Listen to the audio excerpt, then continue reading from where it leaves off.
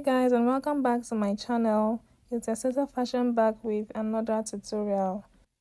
In this video, I want to show you guys how to sew an off-shoulder bustier gown. I'm going to be using patterns for this, and the tutorial for all of this pattern is already on my channel. So the first pattern I'm going to be using is my skirt pattern. I have the skirt pattern here for both the front and the back, as you can see. And the tutorial on how to draft this skirt pattern with butt contour is up on my channel, and I'm also going to link it in the description box. Another pattern that's going to be used for this is an off-shoulder bustier pattern. The tutorial for that is up on my channel as well, and it will be linked in the description box.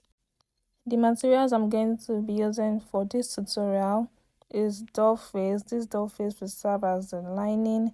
Then I'm using damask. This is 3 yards of damask that will be used for this style. Then I'm also going to be using estee. The estee will be ironed to the bodice of the dress, and of course a matching thread. Another material I'm going to be using, which I did not show here, is teachable boning, and this is completely optional. So if you want to add boning, then you also have to add that to the materials that will be used. The final thing I'm going to need is wording, and this is for padding the bustier. So I recommend getting a medium-sized wording for this, which is 1/6 per yard, but half a yard will be more than enough. However, for this tutorial, it is the lightest wording I use, but I'll still show you guys how to thicken that one to use for a bustier.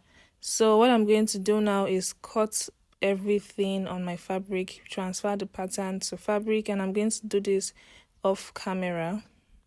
For the off-shoulder bustier pattern, when I want to cut it, I will add seam allowance to all of the sides. Okay, and this is going to be for joining the two pattern pieces together. And then I also add seam allowance to the top and to the armhole and to the hem as well. So I'm going to be using 1/2 inch seam allowance all round. I won't be adding to the side because I've already added the side seam allowance. For the back, I will also do the same thing, add 1/2 inch seam allowance along all of this area except here, because this is the zip allowance. So I will transfer the pattern to the main fashion fabric and to the lining as well. So guys, this is it right here. I went ahead to first of all cut on the lining before cutting on the main fabric. For the skirts, I haven't added the side seam allowance, so I went ahead to add that, and this is what it is looking like. So I've gone ahead to cut everything out. This is the bustier pattern here. I just arranged it for you guys to see. Before I join this upper part together, I'm going to iron estee to all of the pieces and also pad the front. So that is what we're going to do next. I have the lining piece here and also the main fashion fabric. I'll set the lining piece aside first, that's not going to be needed now, and focus on the main fashion fabric. So I've gone ahead to iron estee to all of the pieces already, and we're just going to work on the front. The back is also not needed yet. Before joining, I have to pad the front, so that's what I'm going to do now, and I'm going to take you guys through the process. So to pad this off-shoulder bustier, I'm going to be using the light wording. So because this light wording isn't thick enough to use, I'm going to double it up. And to do that, I'm going to use hemming gum to fuse two pieces together. You can see it's very flexible, so I can't work with it like this unless if you want to go for a very light padding. But if you want to pad this in a way that you wouldn't need to wear a bra, then you have to thicken up the wording. Before I double this up, I'll just go ahead and cut out the wording according to how I want to pad the bustier. Let me take you guys through how to cut out a wording to pad a bustier. So when you want to pad a bustier, you have to make sure that the wording is stopping directly at the underbust. That is rule 1. The wording has to stop directly at the underbust. The first thing I'm going to do is to place the front piece on the wording, making sure that it stops directly at the underbust point. And I'm just going to cut this out first. After doing that, then I'll make adjustments to the wording to give it the right shape, and then I will double it up.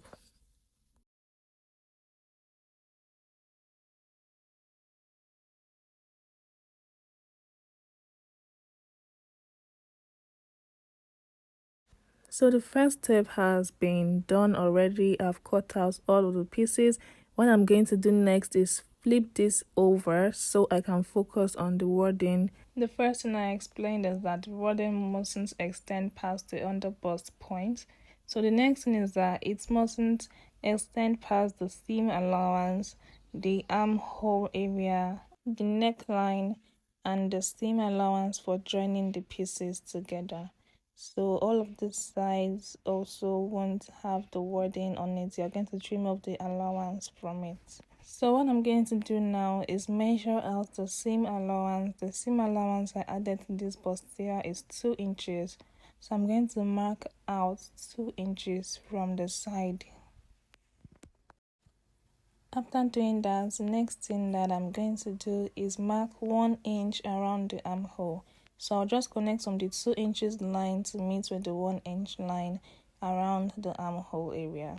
After that, I'm going to mark an extra 1 inch away from the seam allowance of 2 inches which I just marked.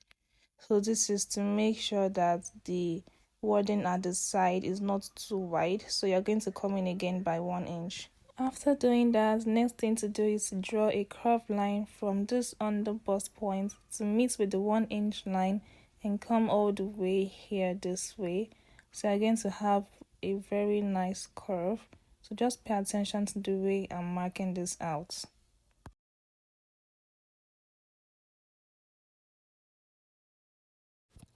So you also have to make sure that this is stopping around the chest line.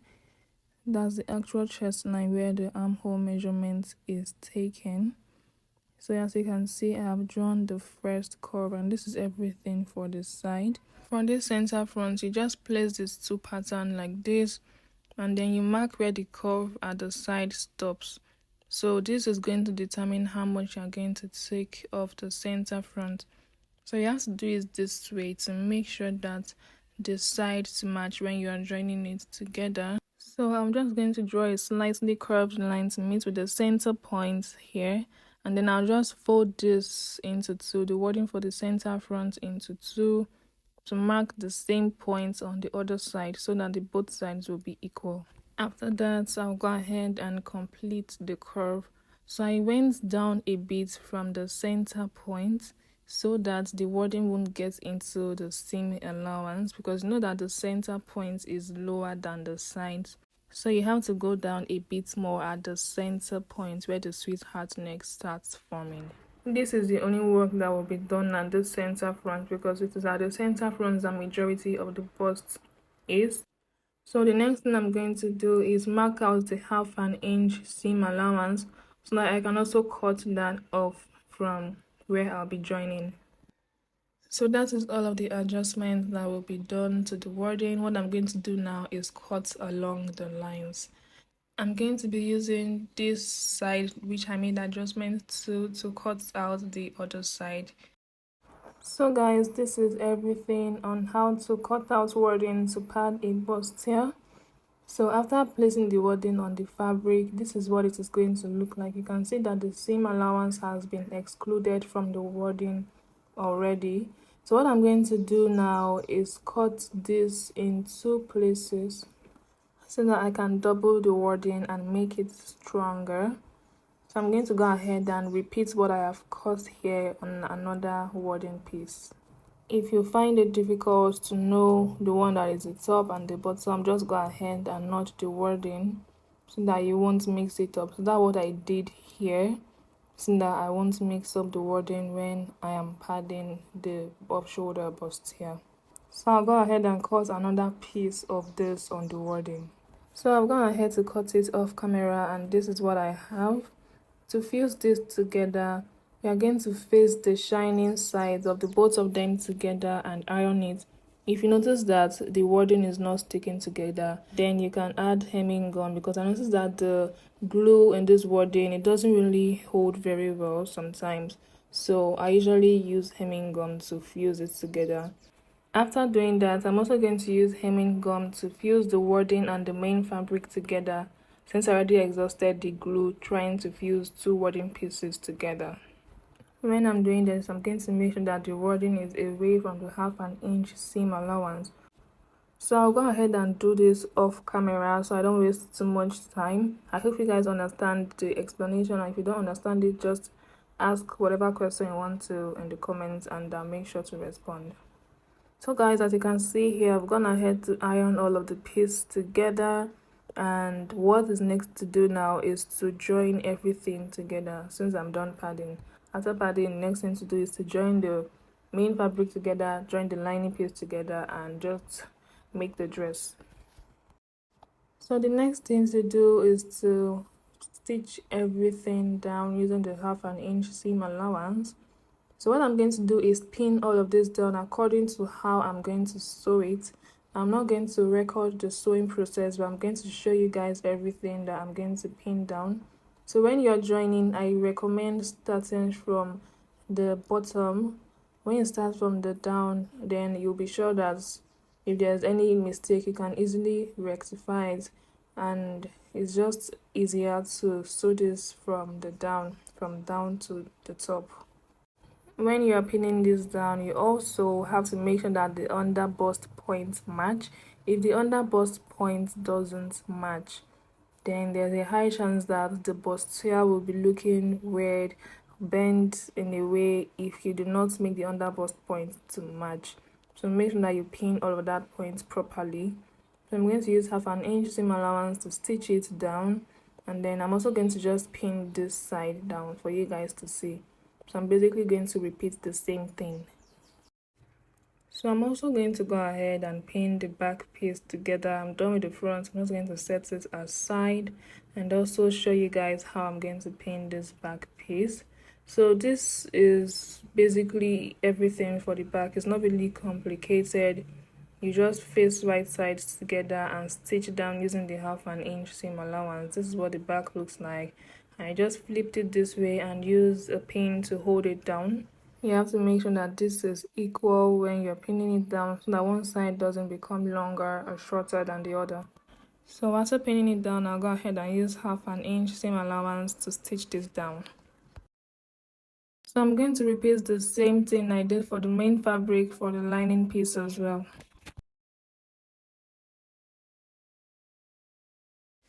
After joining all of the pieces together, the next thing to do is to iron this cup area, making sure that you spread the seam open. Something extra I like to do is use stay to hold this down after ironing the seams open. This is to make sure that the seam allowance remains flat, and it will also make the cup to have a bit more structure. So I'll just iron the stay all round and trim off the excess at the sides. I went ahead to repeat the same thing for the other side of the cup. So guys, this is what it looks like after I was done ironing. You can see how solid the bust cup is. So this is what you want your bustier to look like. Before I continue with the bustier, let me take you guys through how I'm going to sew the skirt. So this is the skirt and the lining piece here. I've gone ahead to face right sides together already. So what I'm going to do is cut off 1 inch from the length of the lining before turning the lining and the main fashion fabric together. My reason for doing this is to achieve something like this. So if you want your skirt to look like this on the inside, this is what you have to do. So to join this together, I'll push the lining down and first of all stitch at the end here, and then after that I'll raise the lining up with the main fabric and stitch down on the sides. So let me demonstrate this for you guys to see so you understand better. Just like I explained earlier, I'm going to stitch down on the hem of the skirt first with 0.25 inch seam allowance. After doing that, I'll push the lining up and start stitching from the top. So as I'm stitching this down, the main fashion fabric will be pushing down a little because the lining is already shorter than the main fabric, and that's what is going to give the effects of parts of the main fabric showing on the back of the dress. So this is how the side is going to look like. The fashion fabric will be folded in a bit. You just stitch it down that way. So I'm going to go ahead and repeat the same thing for the other side. So I'm done stitching this down. I'm going to turn the right side out, and this is what the hem of the skirt is looking like. So you can shorten the lining depending on how much of the main fabric you want to show on the other side. Note that I won't be taking in the darts for the skirt yet until I'm done sewing the upper parts of the dress. So the next thing I want to do is add regional boning to the bustier. This is optional. I am adding regional boning so that the bustier will have more structure, and I'm just following the actual style that I'm working with because I'm trying to recreate a style here, and in the picture there's boning added to the bustier, so yeah, it's optional. So the two parts that you must add boning is these two lines here where the joining is. There has to be boning attached to it, and then I'll also put one at the midpoint of the bustier and two at the sides, making a total of 5 boning channels that will be added.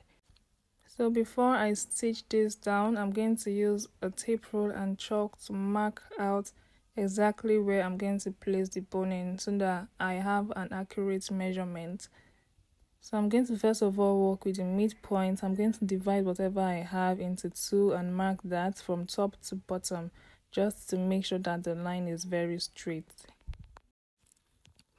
So this midpoint line is the first line that boning will be added to, and then these 2 joining will be the second and third.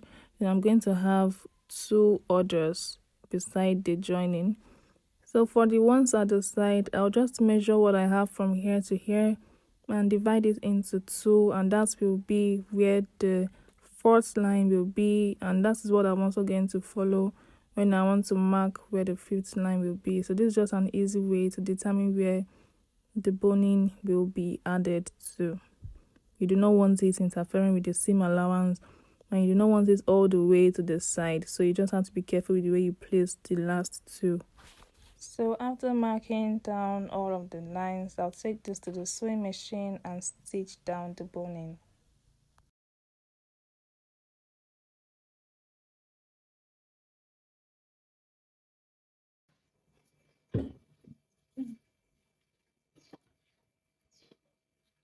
So guys, what I want to do now is to fix this. So one thing you need to note when you're fixing this is that you don't put it facing this side. You have to put the boning facing the center front, or put it in between the seam line, but I don't want it in between the seam line, so I'm going to put it to be right beside the seam line, facing this center front. If you put it this way, it's going to make the cup look kind of weird if it is facing this direction towards the side front. So always place it here instead. So I'm going to go ahead and stitch this down, making sure that I'm sewing directly on the same line so that everything blends in.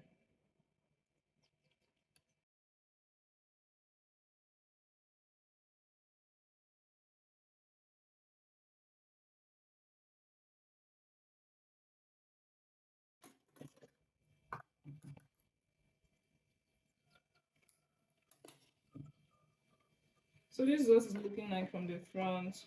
As you can see, the boning is making this place stand out. If it was here, it would be pushing this place out in a weird way.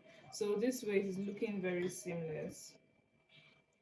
So I'm going to go ahead and do the other side and also attach the boning for the rest. This after sewing down the first side, the other side is usually very easy to do. Okay, so this first part has been done. You can go ahead and pass a plastic boning through.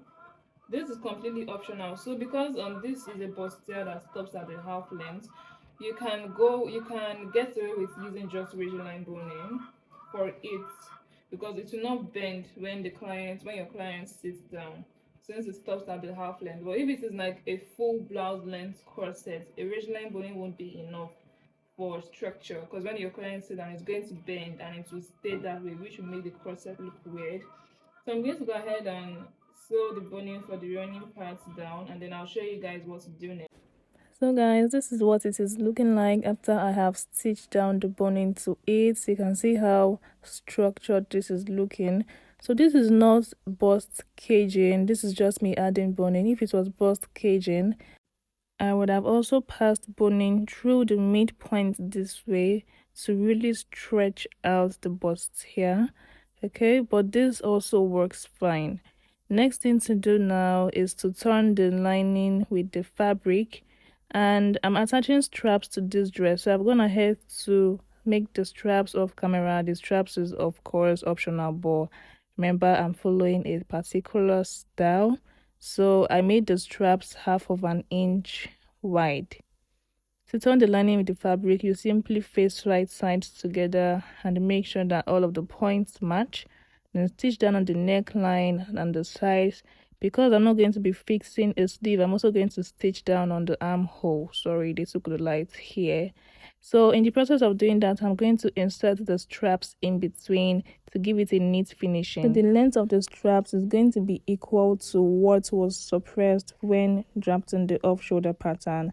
I suppressed 4 inches, so the straps is going to be 8 inches wide. Remember that it is on 8 inches long, and then I just added 1 inch as joining allowance for both sides, so 1/2 inch in one side, 1/2 inch in the other side. I'm still going to cut off from the straps, so don't be confused, because you can see that the straps is very long.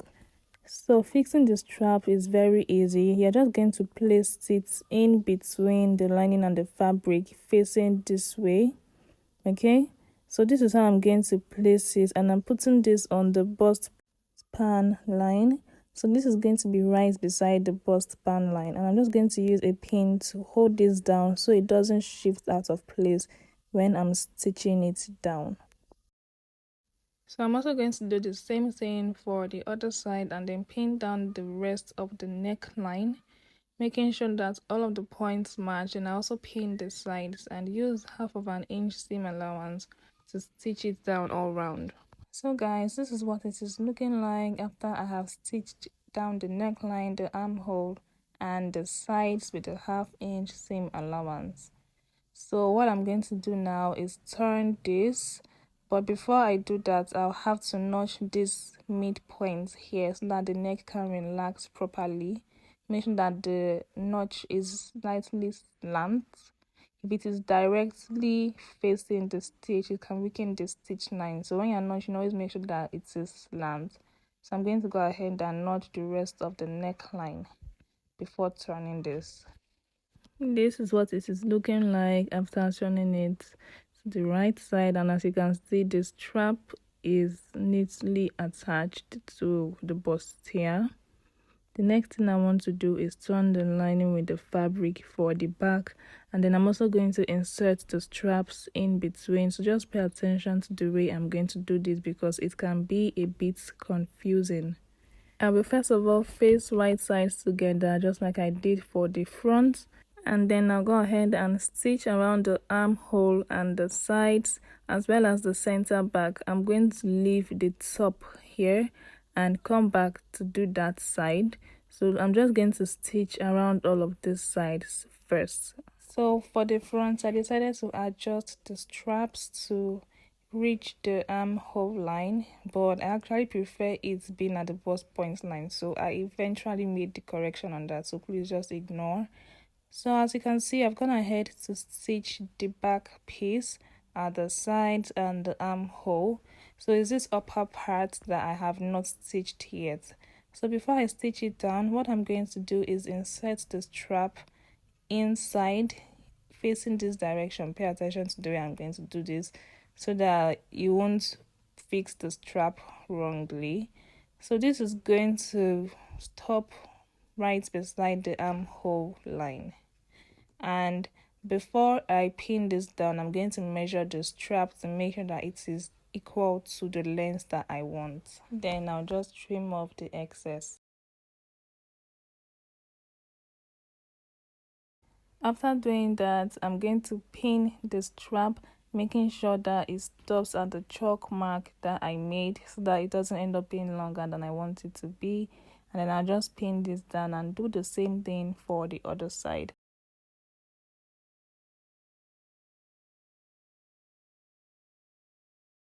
After pinning it, I'll go ahead and stitch down on the neckline here and cut off the excess from the strap.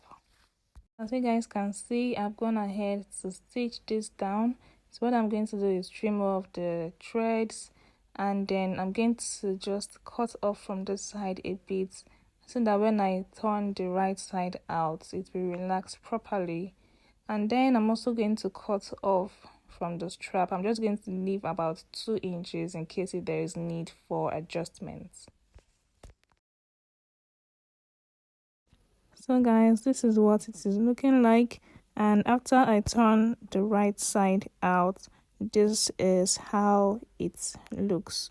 So you can see that the strap is neatly tucked in. What I'm going to do next is iron everything so that I can move on to the next stage, which is joining the skirt and the bustier together.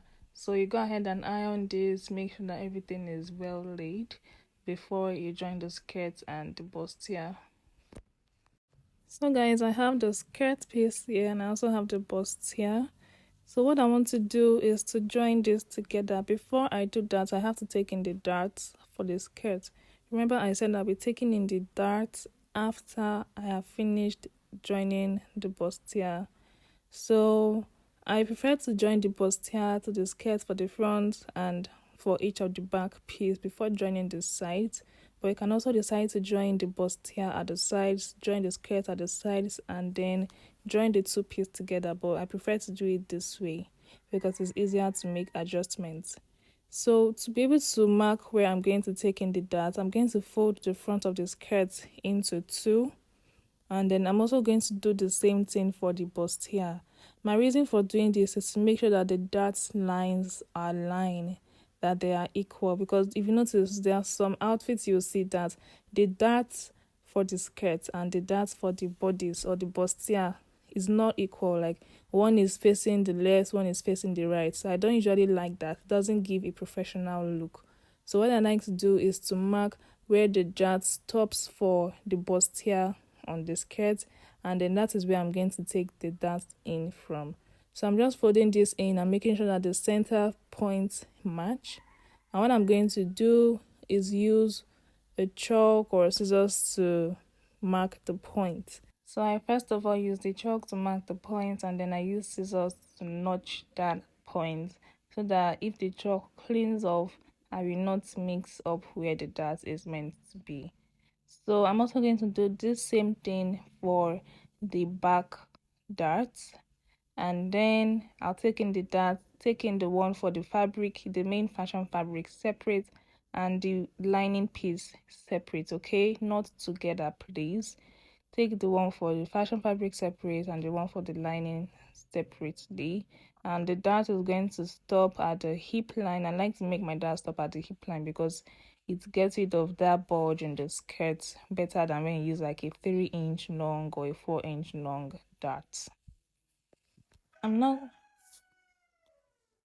So I will not be showing you guys how to take in the darts because I feel like if you are doing an off-shoulder bustier, then you should know how to take in the darts. So I've gone ahead to take in the dart off camera, and the next thing to do is to join all of the pieces together. So this is the bodice here and this is the skirt. What you want to do is to match the bust pan line together. So you're going to use a pin to hold this down so it doesn't shift out of place, because even though you measured the dart space, there's still a chance that the dart will shift if you do not use a pin to hold it down. In fact, it will shift if you don't use pin to hold it down. Just by luck that everything will align properly. So you have to use a pin to secure it down. So I'm going to use a pin to hold down all of the waist. The only way that the skirt and the bustier will align is if you use the same seam allowance. So of course I use the same waist measurement of 28, and then I added the same seam allowance of 2 inches. So that is why it is aligned, because I know that sometimes whenever some people join the bustier to a skirt, the bustier is usually longer or the skirt is usually longer. So to avoid that, make sure that you are taking in the same seam allowance and using the exact same measurements.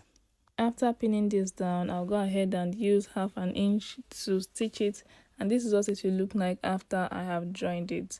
So before I join the back piece, I'm going to make a little bit of adjustment to the waist here. I usually do this after taking in the dart. So what I'm going to do is that I'm going to come down by 1/2 inch from the center back and connect this back to the dart line. This will help to get rid of zip bulge. After doing that, I'll go ahead and also pin the skirt to the bodice, making sure that the bust pan line matches. One thing you need to cross check before doing this is whether the center back for the both sides is equal, because if it is not, when you want to fix the zip, you notice that the half length for one side is longer or shorter than the other. So you have to make sure that this is equal. Same thing goes for the sides that you are going to join later. So you have to check that the front and the back side align. I forgot to film that, so I'm just letting you guys know. What I'm going to do now is just join everything together. So guys, the next thing to do after joining the half length together is to drape a fabric on the side. So this is optional. Remember, I'm following a specific style, so everything has to match. So before I join the sides, I'm going to insert a piece of fabric in between, just like the technique I followed for inserting the strap. That's what I'm going to do here. So the fabric will be in between the front and the back piece on one side only. That's because there's only one side that will be inserted in between and the other side will fall down. So it's going to be draped on one side and falling on the other side. So what I'm going to do is make this a few inches below the half length before I start pleating. So I'm pleating this using about 1 inch. I'm not really measuring this, I'm just like going with the flow, and I'm using a pin to hold this down. So I'm going to pleat this all around to stop below the hip line, not too much, but this is going to be according to how you want it to be. So obviously I'm just following my own style. If you want it different, you want it to start from the half length to below the hip, or from the hip line down, it's completely up to you, okay? But obviously it's going to fit better if it is resting around the hips. So I'm going to pleat this. I'm using the contrasting side of the damask material to add more design to the dress. So I'm just going to pleat this down, use a pin to hold it, and then run a stitch to hold it down before I now join the sides. So it's when my client puts on the dress that I will drape the rest of the material on her body and pin it, and also use a stitch to hold it down. This is an overview of what I'm going to do. After using a stitch to hold down the side, then I'll bring the back piece, making sure that the half length match, and of course the hem of the skirt is matching. I'll pin it down and use the seam allowance to hold it down. I recommend retaking the body measurements before you just take out the seam allowance that was added, okay? So I'm doing this off camera. You can see that this video is already very long, so I'm sorry if this is not as detailed as you want it to be. If you have any questions, leave them in the comments. For the other side, I'm going to push the fabric to the center so that it doesn't get in the way. Remember, it's only one side that's going to be in between the front and the back piece, while the other side is going to be dropping down. So I'm also going to sew the side using the seam allowance, and I'll be right back. So guys, I've gone ahead to stitch down the draping. As you can see, it's looking very neat. And the next thing that I want to do first before joining the sides is to fix the zip, because it's easier to first fix the zip at the back before you join the front and the back pattern together.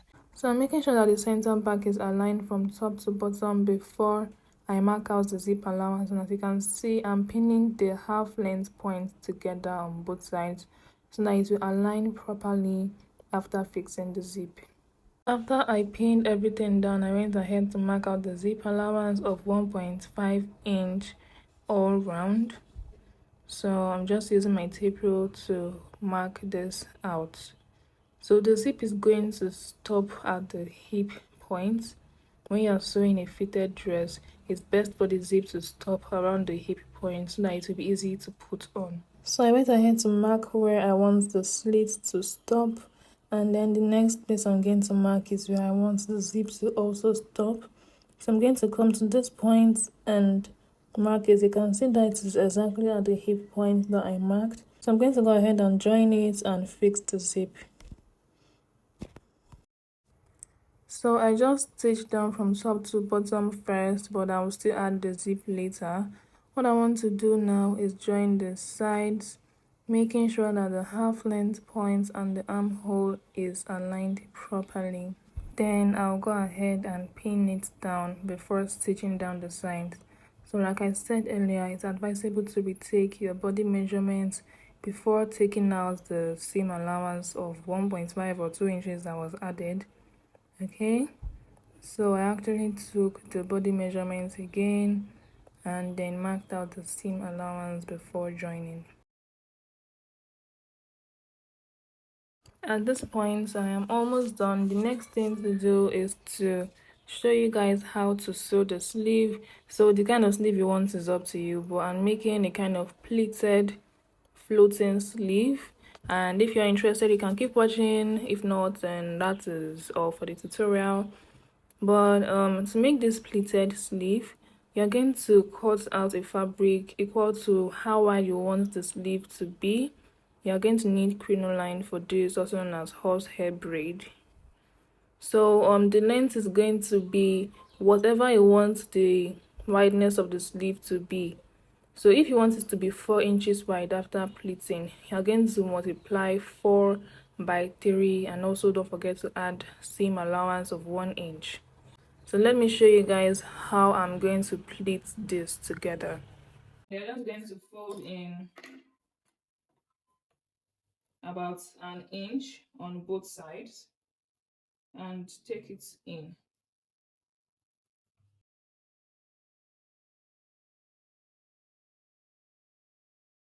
Then you just use pin to hold it down, making sure that you are passing the pin through the other side. Let us pass the other side, and then keep it going. So then you now flip it to the other side and stitch down at the edge here.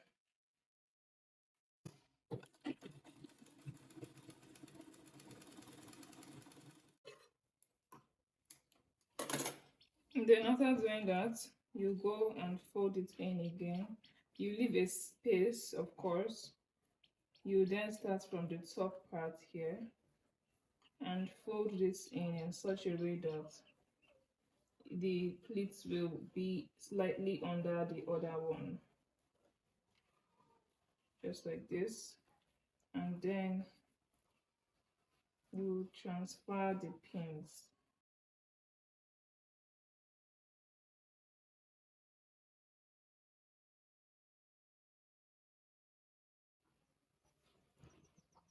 Then you also come and sew this down, but when you're sewing it, you make sure you push this one away so it doesn't get in the way of the sewing.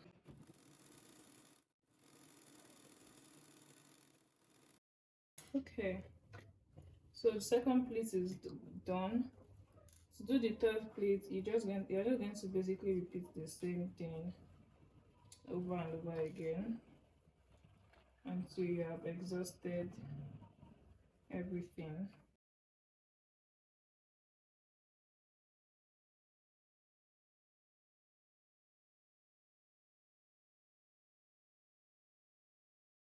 So I have the pleats for the 2 hands. You can go ahead and iron this out, make sure it's facing the right direction. So what I want to do is line it, and for this I want to use the same fabric to line it. So I will just go ahead and cut exact and just like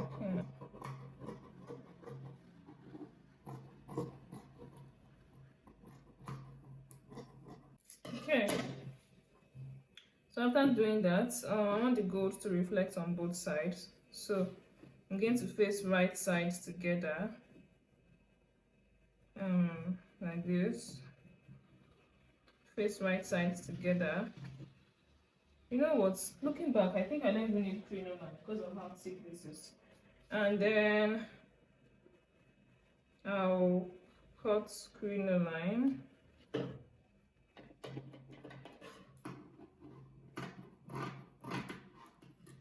Okay, and put this in between and put it on top, I mean in between. Okay, and then I'll just go ahead and sew it. You know what, I beg, come with me, I beg. I don't come to use my pocket. Just watch what I'm doing.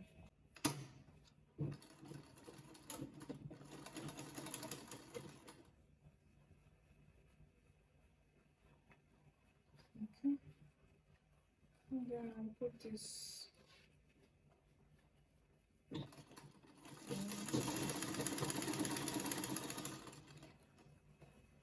as I'm sewing.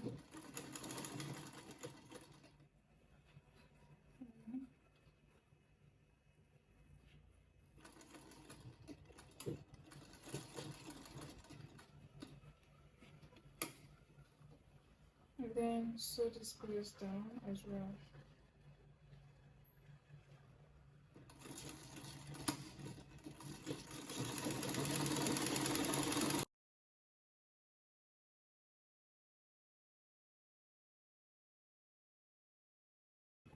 I'll take my crinoline again.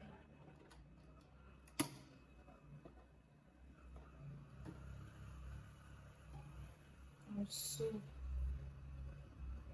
it down.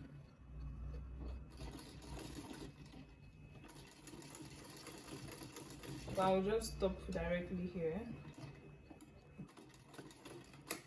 so that I will turn through this place. So I'll come and continue here.